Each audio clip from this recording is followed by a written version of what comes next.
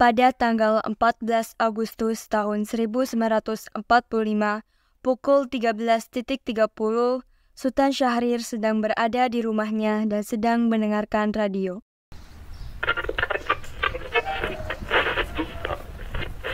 Had we never in this wide wicked world ever met, for the pleasures we both seen together, I am sure, love, I'll never forget.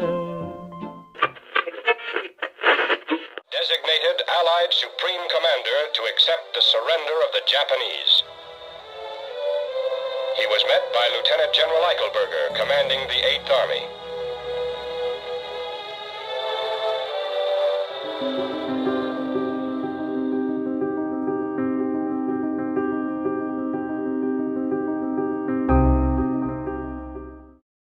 Setelah mendengar berita kekalahan Jepang, Sultan Syahrir segera pergi ke rumah Muhammad Hatta untuk memberitahukan berita ini. Assalamualaikum. Waalaikumsalam. Silakan masuk, Syahrir. Maaf rumah saya begitu sederhana. Tidak apa. Mari masuk nih. Silakan duduk di sini. Terima kasih. Bung Hatta, bagaimana soal kemerdekaan Indonesia, Bung? Bukankah soal kemerdekaan sudah kita serahkan kepada PPKI kemarin? Menurut saya bukankah lebih baik jika kemerdekaan Indonesia segera dilaksanakan tanpa melalui PPKI? Apa maksud Bung Syahrir berkata begitu? PPKI adalah bentukan Jepang. Jika Indonesia merdeka melalui PPKI, maka sekutu akan menganggap Indonesia adalah bentukan Jepang. Maka dari itu, kita harus segera memproklamasikan kemerdekaan atas nama bangsa Indonesia selagi dalam masa vacuum of power. Apa? Vacuum of power katamu? Dari mana kau mengetahui itu, Bung?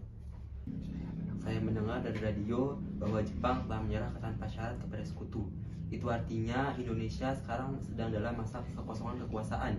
Jadi kita harus segera memproklamasikan kemerdekaan sebelum sekutu datang. Saya setuju dengan pendapatmu, Bung Syahrir. Tapi apakah Soekarno dan PPKI sependapat dengan kita? Saya akan menghubungi Bung Karno terlebih dahulu. Ide yang bagus. Assalamualaikum, Bung. Waalaikumsalam. Ada apa, Bung Hatta? Apakah saya dan Syahrir boleh berkunjung ke rumahmu guna membahas kemerdekaan kita? Tentu saja.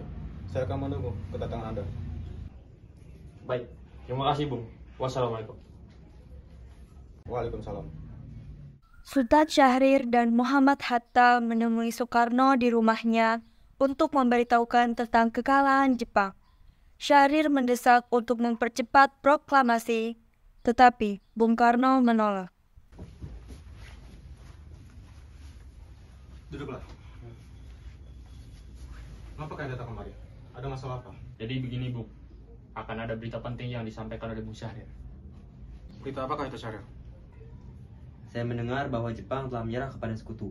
Bagaimana jika kita menggunakan kesempatan ini untuk segera memproklamasikan kemerdekaan agar Indonesia memiliki kepemimpinan yang baru? Saya tidak boleh bertindak sendiri. Semua itu adalah hak PPKI. Alangkah janggal bila saya mengucapkan kemerdekaan tanpa melalui PPKI yang saya ketuai. Tapi, Bung, Maafkan saya, Syahrir. Kita tidak boleh gegabah. baiklah kalau begitu. Kami permisi. Mari, Bung Hatta. Mari.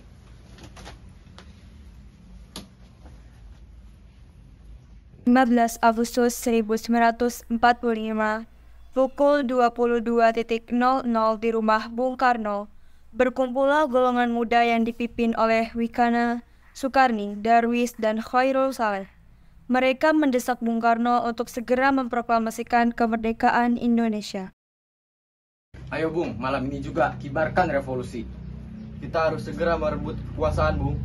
Kami siap mempertaruhkan jiwa kami, Bung. Jika Bung Karno tidak bertindak dengan cepat, maka akan banyak pertumpahan darah dan pembunuhan besar-besaran esok hari, Bung. Potonglah leherku. Tak usah menunggu esok hari. Hei, tidak baik bertengkar di malam hari. Duduklah dan kita bicarakan ini dengan baik-baik. Hei Wikana, kita tidak boleh gegabah. Jika kau ingin cepat, kenapa kau tidak melakukan ini sendiri? Kenapa harus Bung Karno?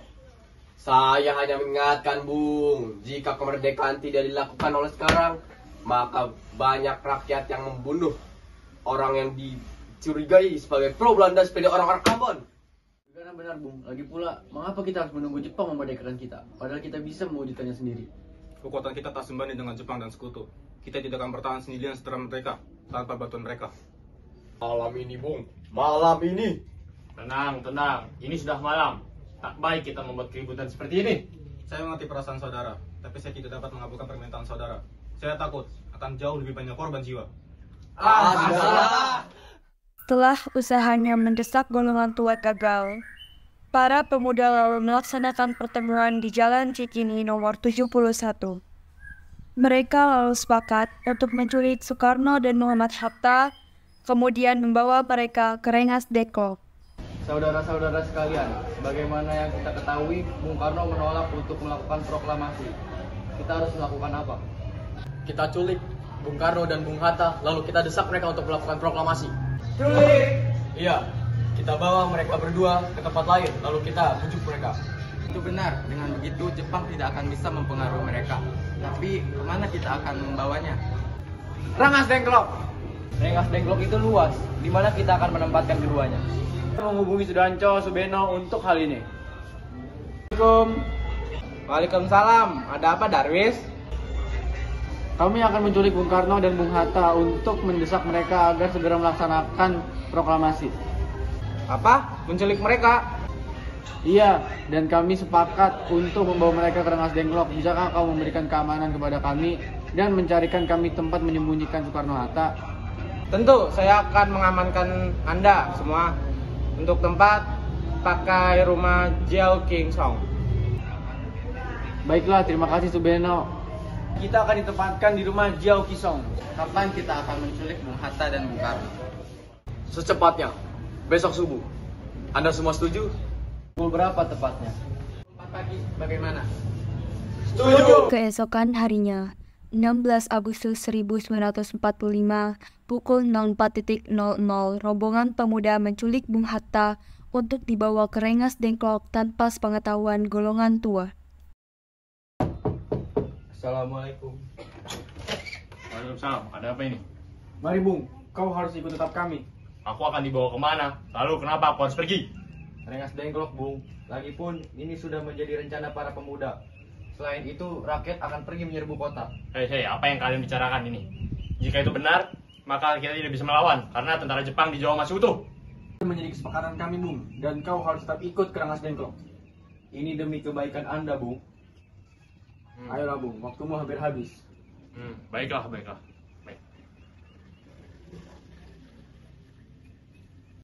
Rombongan pemuda juga menculik Soekarno. Soekarno bersedia ikut dengan rombongan pemuda ke Rengas Dengklok jika anak dan istrinya diajak pula. Bung Karno. Iya, ada apa? Anda harus ikut kami ke Rengas Dengklok. Untuk apa aku ikut kalian? Ya, kami sudah bersepakat oleh para pemuda untuk membawa Anda dan Bung Hatta ke Rengas Dengklok. Tak saudara kalian jika aku memiliki istri dan anaknya masih kecil. Bagaimana dengan mereka? Ada apa ini? Mengapa ramai sekali orang? Guntur sampai takut mendengar suara kalian. Pemuda-pemuda ini ingin membawaku dan Hatta ke Rengas Dengklok. Untuk apa ke Rengas Dengklok? Untuk menjauhkan Bung Karno dan Bung Hatta dari pengaruh Jepang, Bu. Lalu bagaimana denganku dan Guntur? Kalian akan meninggalkan kami. Benar, aku tidak ingin meninggalkan istri dan anakku. Jika kau ingin membawaku, saya juga harus membawa mereka.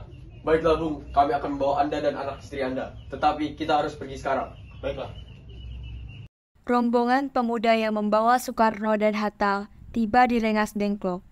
Bung Hatta telah sampai terlebih dahulu sebelum Bung Karno. Keduanya dibawa ke sebuah ruangan di dalam rumah Jiao Kisong. Apa mau kalian membawaku kemari? Kami ingin Anda dan Bung Karno segera melakukan proklamasi. Bung Karno? Hatta, ternyata kau sudah ada di sini. Iya, mereka membawaku kemari. Apakah mereka membawa Fatma dan Guntur juga? Iya, Hatta, benar. Fatma, masuk. Sekarang, ada apa sebenarnya? Begini Bung, kami ingin Anda berdua segera memproklamasikan Indonesia. Jepang sudah menyerah. Ini adalah waktu yang tepat untuk memproklamasikan kemerdekaan Indonesia. Mengapa kau begitu percaya dengan berita tersebut? Jepang pasti akan memerdekakan kita. Tapi bukan sekarang. Saya tidak setuju dengan itu Bung. Kami para pemuda ingin kemerdekaan atas jerih payah kita sendiri, bukan karena hadiah dari Jepang. Itu benar, Bung. Jika kita merdeka atas hadiah Jepang, maka kita adalah bentukan Jepang. Kita bisa dijajah lagi, Bung. Ada apa, Saleh? Ada Mr. Subarjo. Dia memaksa masuk ingin menjemput Bung Karno.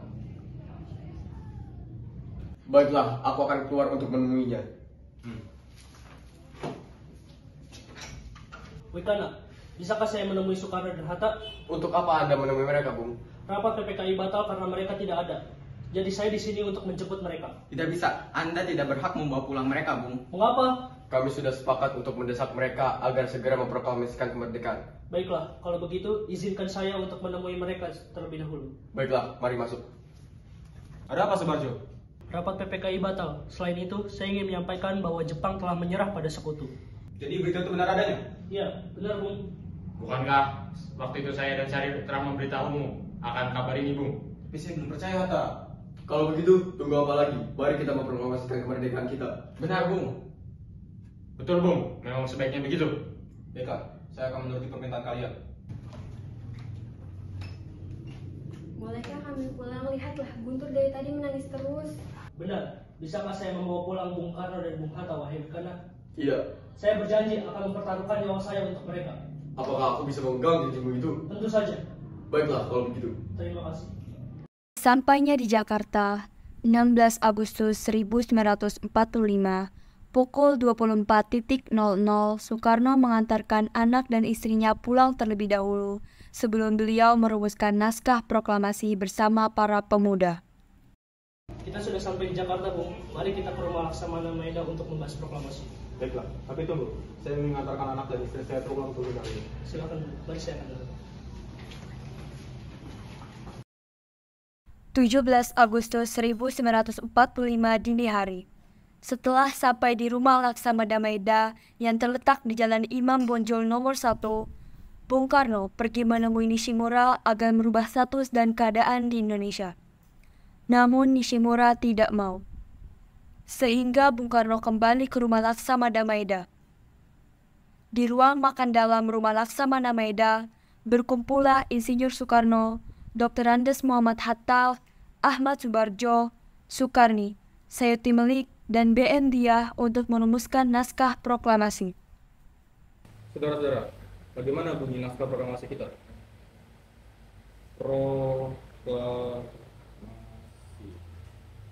Kami, bangsa Indonesia, dengan ini menyatakan kemerdekaan Indonesia. Ya, saya tulis. Dan ini hal-hal yang mengenai pemindahan kekuasaan dan lain-lain diselenggarakan dengan secara sama dan dalam tempo yang disingkat-singkat. Jakarta, 17 Agustus 1945. Wakil-wakil bangsa Indonesia. Ya, selesai. Apakah Anda semua setuju? Setuju. Saudara-saudara, lalu siapa yang akan menandatangani naskah proklamasi ini? Bagaimana kalau naskah ini ditandatangani oleh semua yang hadir? Saya rasa jangan terlalu banyak. Menurut saya, Bung Karno dan Bung Hatta saja yang menandatanganinya atas nama bangsa Indonesia. Setuju. Tolong Pak petikan naskah ini. Siap, Bung.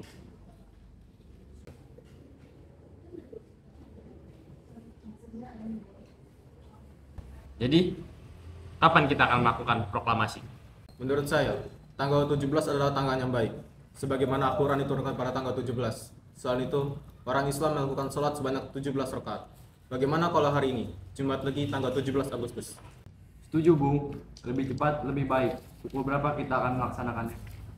Bagaimana jika kita melaksanakan proklamasi pukul 10 tepat? Setuju. Saya akan meminta Fatmawati untuk menjahit bendera merah putih. Tolong siapkan tiangnya. Baik, Bu. Tapi di mana kita akan melaksanakannya? Di rumah Bung Karno. Bung Karno, Bung Hatta, tolong tanda tangani naskah ini. Baiklah.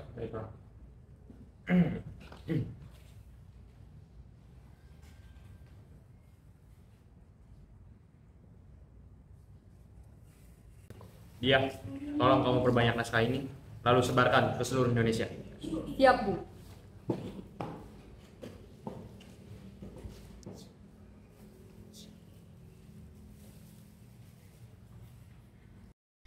Jumat pagi pukul 10.00, semua orang telah berkumpul di halaman depan rumah Insinyur Soekarno di Jalan Pegangsaan Timur nomor 56, Jakarta, untuk mendengarkan pelaksanaan proklamasi. Bung Karno, Bung Hatta keluar ke serambi depan rumah diikuti Ibu Fatmawati. Bung Karno membacakan proklamasi dan mengucapkan pidato pendahuluan. Saudara-saudara sekalian, saya telah meminta saudara-saudara hadir di sini untuk menyaksikan suatu peristiwa maha penting dalam sejarah bangsa kita. Berpuluh-puluh tahun kita bangsa Indonesia berjuang untuk kemerdekaan tanah air kita. Bahkan telah beratus-ratus tahun gelombang aksi kita untuk mencapai kemerdekaan itu ada naiknya dan ada turunnya. Tetapi jiwa kita tetap menuju ke arah cita-cita. Juga di zaman Jepang usaha kita untuk mencapai kemerdekaan nasional tidak ada henti-hentinya. Di dalam zaman Jepang ini, tampaknya kita menyadarkan diri kepada mereka, tetapi pada hakikatnya, kita tetap percaya pada kekuatan sendiri. Sekarang tibalah saatnya, kita benar-benar mengambil nasib bangsa dan nasib tanah air kita dalam tangan kita sendiri. Hanya bangsa yang berani mengambil nasib dalam tangannya yang dapat berdiri dengan kuat. Maka, kami tadi malam telah mengadakan musyawarah dengan pemuka-pemuka rakyat Indonesia. Permusyawaratan itu telah seia sekata berpendapat bahwa sekaranglah datang waktunya untuk menyatakan kemerdekaan kita. Saudara-saudara, dengan ini kami menyatakan kebulatan tekad itu. Dengarlah proklamasi kami. Proklamasi kami, bangsa Indonesia, dengan ini menyatakan kemerdekaan Indonesia. Hal-hal yang mengenai pemindahan kekuasaan dan lain-lain diselenggarakan dengan cara seksama dan dalam tempo yang sesingkat-singkatnya. Jakarta, 17 Agustus 1945. Atas nama bangsa Indonesia, Soekarno-Hatta.